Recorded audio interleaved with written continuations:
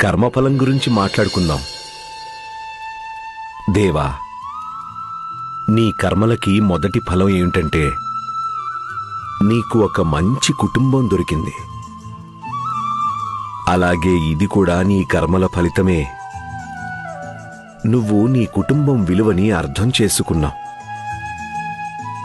భగవంతుడు నీకు ఆ వివేకాన్ని ఇచ్చాడు.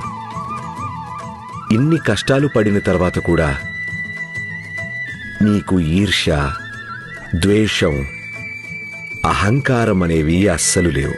ఇదే నీ కర్మల ఫలితం. నువ్వు సుఖంగా నిద్రపోతావు, ప్రశాంతంగా నిద్రపోతావు. ఇదే నీ కర్మల యొక్క ఫలితం. నిన్ను గౌరవించే వాళ్ళందరూ మనస్ఫూర్తిగా గౌరవిస్తారు, భయంతో కాదు. ఇదే నీ కర్మ ఫలం.